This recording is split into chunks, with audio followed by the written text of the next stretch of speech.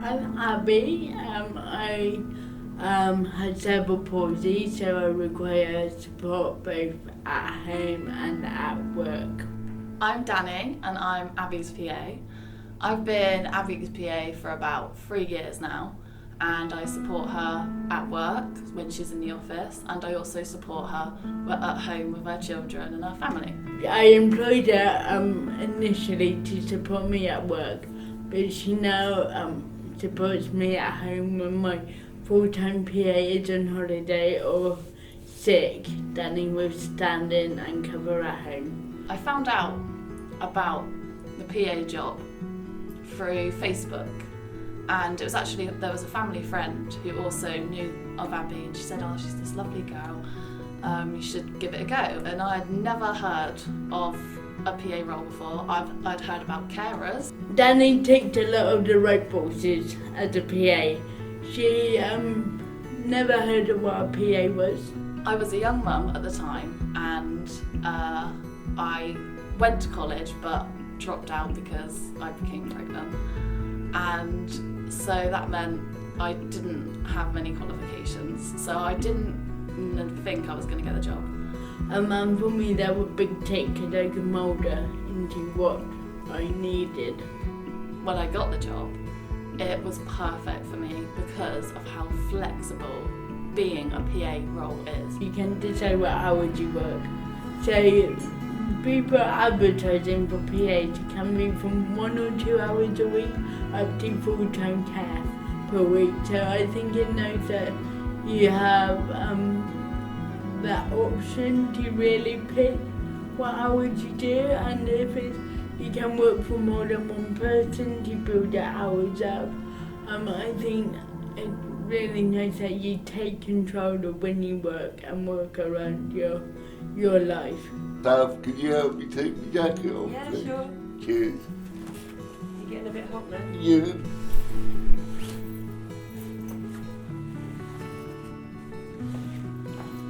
Okay. Just hang it up in the office. Yeah. Cheers, my dears. See you in a minute. See you later. Bye. Hi, my name's Saffron and I work for Matt.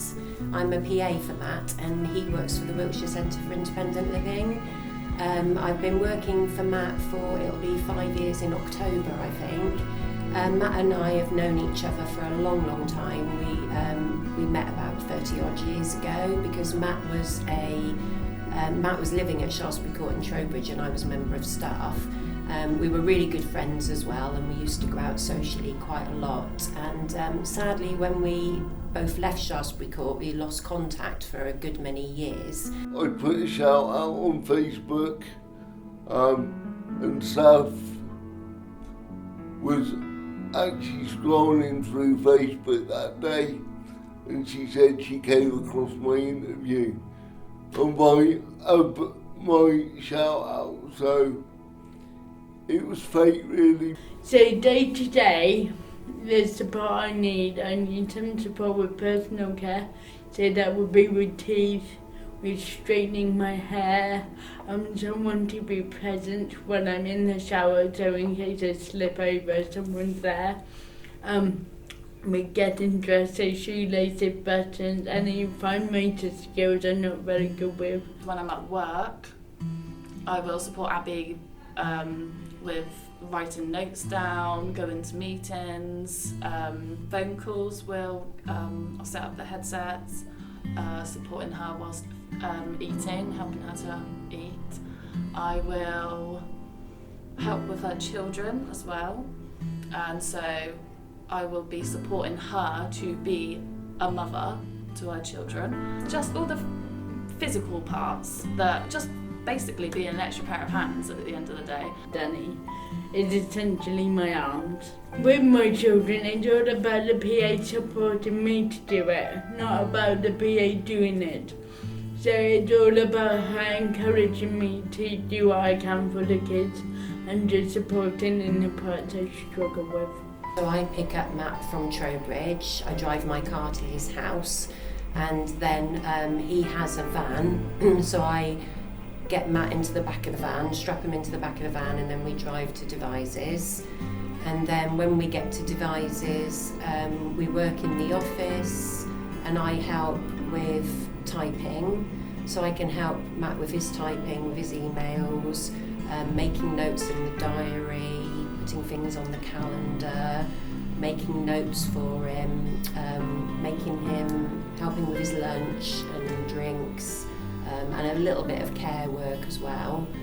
And when we're going out and about in the community, then obviously I'm driving the car again and taking notes when he has meetings. But I'm very, very careful to make sure that I don't speak during his meetings because I'm there as his support. I'm not there to do the job. She knows me inside out, so she can even predict when I'm doing an email what I'm going to say because it's that type of relationship. And I think when you're a PA, you've got to have quite a good bond because you're, as well as doing typing and making coffee, she does do a bit of personal care for me as well, so there is that side to it as well. So you've got to have quite a good bond and relationship. I not only come to work with Matt, but occasionally I might take him to a gig or take him to the pub to meet friends. I'm taking him to a hospital appointment on Friday, which isn't my usual day of work. I've taken his wife to the airport in the middle of the night to catch a plane to go on holiday. So you do have to be flexible, but he is also very flexible with me. We have supervision when we're driving in the car, so I just check in with her to see if everything's all right, to just make sure her well-being is okay. A lot of people are surprised that Abby can drive, and no, I don't drive. She takes me everywhere. It's important that people didn't look at us and instantly say, oh, Danny's her carer or PA. Like, we can go out and no one knows it's a working relationship. And with the two people having coffee, yeah, she might be feeding me or helping with my drink, but my friends see that. Like, everyone I know should automatically see that. So it knows that I can go out and not judge, but I think it's just important for me that she's not in uniform. She's not in a carer's uniform. She's just two people having coffee. I'm not ashamed of needing a PA, but I don't need to point out that I need care and support. See, that's another important thing. When I'm walking around with Abby or we go somewhere, we've noticed that people turn to talk to me, the PA, thinking that they can't talk to Abby. So we've now learned that if someone starts talking to me, I turn to Abby so that they direct their focus towards Abby. There's so many other things that I had never, ever even thought of. Even just ordering a drink. You don't understand what someone goes through until you are, close to a person who's going through it. The best part of being a PA is the personal relationship that you have working together. It's nothing like being in an office or anywhere else. It's you and this person, and you get this really good bond that you just wouldn't have anywhere else. We're friends, but at the end of the day, I am still working for her, supporting her, but we have so much fun together. Over the years, Danny and I have become quite close, and our relationship has now become more than an employer-employee. I would say Danny is a friend, but we do have them boundaries in place.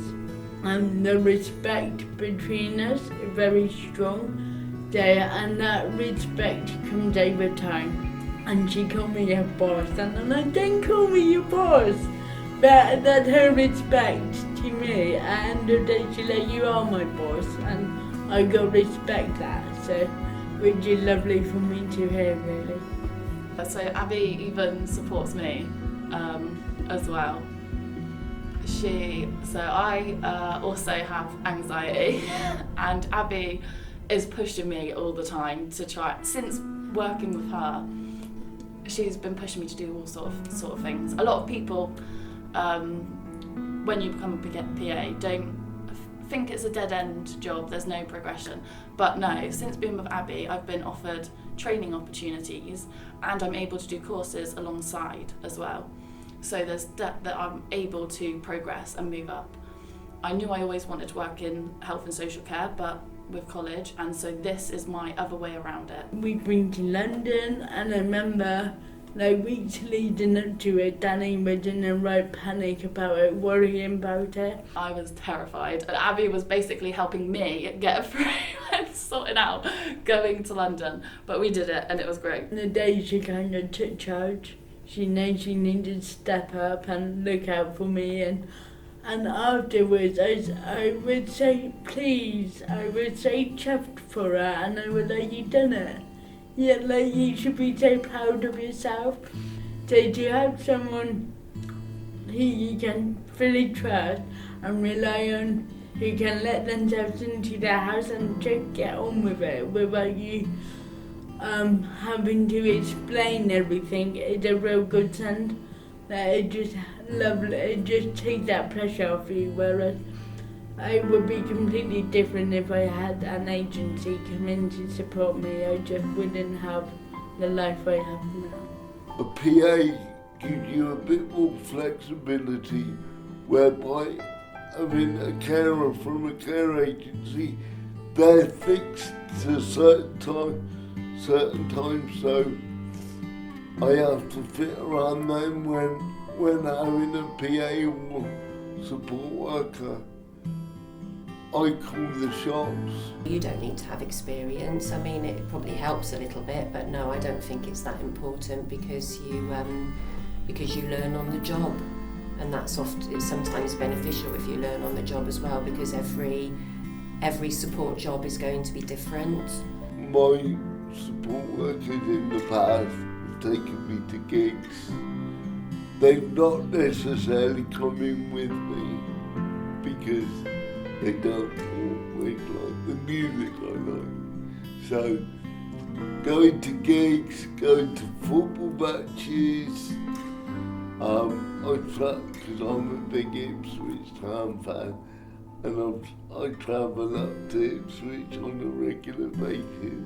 So for me, it's about a PA/support worker.